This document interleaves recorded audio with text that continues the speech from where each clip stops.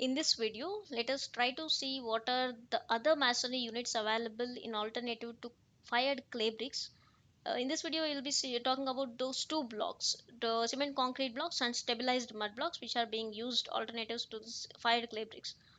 So let us firstly see cement concrete blocks. These are proved to be the best alternatives for the bricks, fired clay bricks, and these are available in different sizes. And generally, the size length is 40 centimeter, height is 20, and width is 8, 10, 15, or 20 allowable.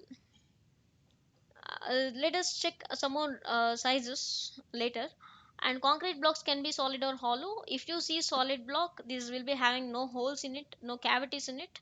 It will be having high compressive strength and resistance to weathering and sudden loads, impact loads, capability of being molded into components of any shape and size. And this is having good fire resistance up to 400 degrees centigrade, and it is also having very good stability. If you see the hollow block, it is having much more advantages than solid block. So one is it can be larger than solid block because it is hollow inside and lighter in weight. It is easy to carry and workable. Construction is easy and quick. The voids can be filled with steel bars and concrete for achieving high earthquake resistance. So these voids can be filled with either concrete or steel in order to provide high earthquake resistance, in order to increase the strength and will be resistant to earthquakes.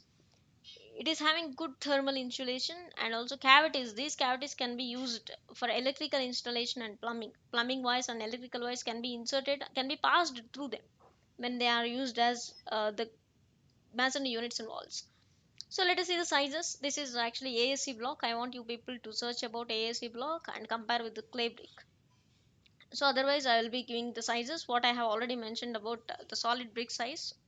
Previously I have mentioned, right? So if you see the hollow blocks, these will be varying 32 kgs to for 14 kgs, and you can see the sizes also varying over there. You just have an idea about them.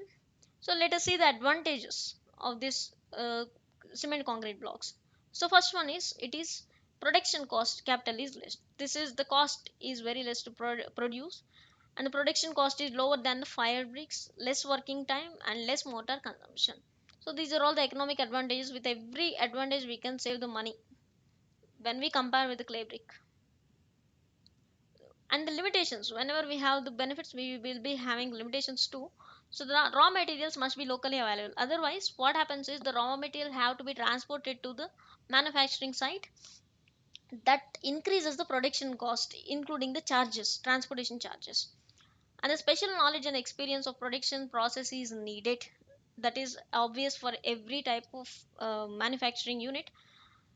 Large amount of cement is needed. Cement, we know, that is not eco friendly. The collect So let us see the process how they will be manufactured. First we have to collect the raw materials and we have to batching and mixing. We have to batch them and mix. Batch, you have to different separate them into batches according to the proportions they have to be used in our mix. So later we have to mold them into the shape we want, and later what we have to demold them, and later we have to cure and store. So these are all, this is the entire process in the what happens in manufacturing unit. So let us check all the processes one by one. Collection of raw materials. So one of the biggest important raw material is cement. So there you can see the cement we are using is ordinary Portland cement or special cement which is having good additives. Aggregates, so aggregates can be of the fine aggregates and coarse aggregates. We can also use stone dust and other materials which can be used in this within the limit of proportions. So maximum size of aggregate is 10 millimeter 1 centimeter. So whatever the stone we are using should be less than 1 centimeter, and usually obtained from river beds, gravel pits, slag, fly ash, all the natural resources. And the common aggregate cement ratio is 1 is to 6 and 1 is to 8. That means if you use one part of the cement, you can use 6 parts of the aggregate. And if you use one part of the cement, you can use 8 parts of the aggregate according to the component you are using for. Another ingredient is water, and always remember the water should be used is having good drinking quality. The water drinking water quality should be used, And the recommended water to cement ratio, water cement ratio is 0.5. Let us see how the entire process will be batching and mixing. So here what happens is you have to take all the materials according to their proportions and quantities, and later what you have to do is you have to mix them up to look as a homogeneous powder. And later what happens is you have to, yeah, add some water and then mix it thoroughly to have a good paste. Then you have to mold it for the bricks, cement concrete blocks. So you can just go through the process, that is very simple: batching, mixing, molding. So if you see the molding, so you can have different molds in order to where according to your desired shape. So you have to just put fix it to the manufacturing machine, molding machine, and later you have to use these boxes and you have to for molding. So you have to demold blocks immediately after completion, then you have to keep them for drying. So one more important thing is curing. So important, they have to be cured in air for 1 day, and they have to be cured in water for 7 days. So 1 day it is completely kept in dry air, and later after 1 day what happens is you have to immerse them in water tank, and later you have to keep them out. So always remember, air cure you have to keep it in air for 24 hours and water cure for 7 days. Later when they are dried again after 7 days, you can use them as a building materials, or you can transport to anywhere or building construction sites. So I have already asked you to find out the differences between AAC blocks and clay bricks. AAC blocks are very new, they are now being used everywhere. So let us talk about the second alternative, or stabilized mud blocks. So this is how they look, and the stabilized mud blocks have other names too. They can also be called as, the main name what we generally call is SMB, stabilized mud block, and another name is compressed stabilized earth block, CSEB, and another one is compressed, or sorry, stabilized earth block, SEB. So all these are the names for stabilized mud blocks. Let us see how they will be manufactured. So this is the process. We have to collect the raw materials first. So raw materials are nothing but you have to have a soil and another stabilizing agent. Stabilizing agent can be lime or cement. Breaking up of soil. So you have to first take the soil side, you have to break the soil into parts. You can see a bigger lumps, then you have to take the soil to the grinding, and after grinding you have to screen them. So you have to take away the biggest lumps, and all the lumps have to be very grounded into fine powder, that is nothing but pulverization. And later you have to sieve. Screening is different from sieving. So sieving is for smaller particles and screening is for bigger lumps. And after sieving you have to proportionate them. So here you can see the good soil will be having these proportions: gravel 15%, sand 50%, silt 15%, clay 20%. The sand should be higher. And you have to mold the SCB. So next process is molding SCB and curing. I will show you the figures how you have to mold it. After making the soil ready for make molding, so you have to take the soil into this pit. What happens is later you have to load the soil into this box and you have to compact them. So ultimately the output is this stabilized brick. So that has to be cured again in air, that is in shaded area you have to keep them, and completely the moisture, whatever the moisture is there, that should be slowly be removed. An important thing we have to see is testing of the soil. So we have the sedimentation test. So in order to see how the soil will be tested, is for having ingredients, what are the ingredients present in the soil. So you have to take the glass jar, we glass container, you have to fill it with water up to three fourth full of water, and you have to add the soil in it. Maybe soil maybe with less sample, it's similar, little soil sample should be added in that, and you have to mix it thoroughly. What happens after a long time, after you keep it stable for few hours, what happens is the heavier particles will be sedimented, deposited at the end. So maybe the gravel I can say, and later another particles which are lighter than gravel will be sedimented later. it will be sand, and above that ultimately clay particles will be deposited at the end, I mean at the top. Then with the height up to which they have occupied the materials, you can decide what is the content of those, what is the content percentage of that constituents. So that is the sedimentation test you have to see. Another one is adhesion test. So here adhesion test is also very simple. You have to make a tablet out of the soil. You just cut with the knife. So what happens is, if you cut it, the particles, the amount of particles or content which is sticking to this knife, which is sticking to the knife, that should be counted. And ultimately you can decide how much. Clay is very sticky, right? So you can decide how much content of the clay is there, whether the content of clay is more or sand is more. Another one is washing test. This is also very very simple. What you have to do is, you have to just mix the soil with your hands, and then you have to try to clean your hands. If your hand is simply easily cleaned, then you can decide sand content is more. And if it is difficult to clean your hands, then it is obvious that clay particles will stick to your hand. It is difficult to clean, so the clay particles are more if you are struggling to clean your hands after mixing the soil.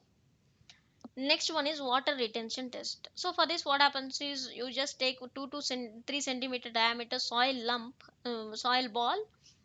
So just you wet it, not completely mix it with water. You just wet it to the surface, and keep it on your hands. Keep on tapping the lump with your finger. So up to, for example, when you are tapping it continuously, at 10 taps, at 10 taps, if it is broken, it may break, or it may break at 20 taps, or it may break at 30 taps. So it is breaking at 10 taps. That is the meaning that it is having sand content is more. 20, it is having a balanced content. Or if it is having more than 30 taps, in order to break the soil, you can always decide the sticky particle, the very cohesive soil, that is clay content is more, and that is not very good for to use manufacturing these mud blocks. Another one is smell test. You have to smell the soil. So if the smell is very strong, you have to reject the soil, because if the soil is containing organic matter, if the soil containing organic matter, when it is heated up or mixed with the water, it gives strong smell. So you have to remove, you have to just avoid such type of soils. The organic matter, soil, if the organic matter is more in the soil, that is not very good. Nibble test. So this is what happens is, you have to take a lot of care while you are doing this nibble test, because you are using your teeth in order to test the soil. Yes, you have to bite the soil with your teeth, and you can decide, you can just sense how the sand particles will be, and how the clay particles will be. So that is the nibble test. You have to take the simple lump of the soil, and you have to check them with your teeth. You have to bite it, and you have to take a lot of care while doing this test. Touch test. So simply, you by touching itself, when the dry condition, you can observe how which content is more, soil content or I mean sand content or clay content. So these are all the tests, very important to remember. And another advantages with these blocks are, these are locally available material, and it saves fuel and money. You can set up the plant, you can set up the manufacturing unit wherever you find the soil, and no need to transport it anywhere, because we have the only simple portable molding machine. You can just take it up and you can mold it anywhere. And it is a biodegradable material, so you are not firing the brick, you are just curing that. You are curing that in air. That is the meaning that the soil is still fresh. So after 10 years, if you just demold, if you construct your building with these stabilized mud blocks, so yeah, after 10 years, or after its lifetime, you just demolish the building, and you just take out these SMBs, and you just keep them alive to the nature. What happens is, in 10 years they will be completely back to the nature. They will be completely decomposed in the nature, mixed up with the soil. Another one is limiting deforestation. So in order to setting up plants, you need not to cut the forest, you need not to remove the forest. You can set the plant wherever the soil is available. management of the resources, water harvesting, water wastewater treatment, etc. are possible, because you can always save the water from the rain, and you can always use it whenever the water is used. And if the water is available, you can just uh, keep it stable for few hours, then the water will be pure water will be available at the top, then that can be used again in mixing. An adapted material that is easy to use, that is very easy to have and use with that, easy to work with.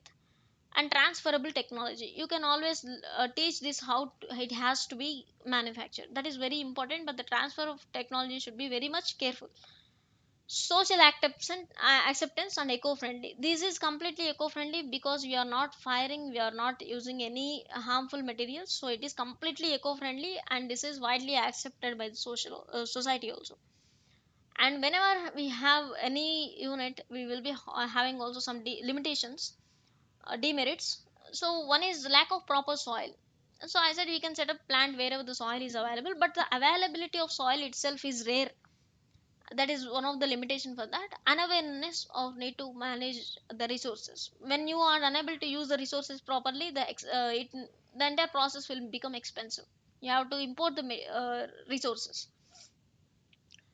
A low technical performance compared to concrete, yes, because what happens is the concrete is completely very strong, and it is having low technical performance compared to the concrete, because the jungle may be grown on this soil, because it is completely soil. Whenever there is a small organic content in that, it can form a jungle on that. It completely allows the plant growth on it when it is exposed to the atmosphere. So whenever a plant grows on it, ultimately the strength decreases, and technical performance is also very less compared to the concrete.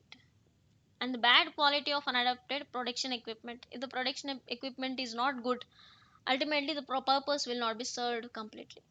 Untrained teams may produce bad quality of products. Because the problem is we have less availability of skilled workforce, we have to take the workforce directly, and we have to train them. If they are not trained well, they will produce bad quality bricks, blocks. Wide spans and large area is required, yes, the availability of soil is okay, and that will maybe temporary, but lot of area is required.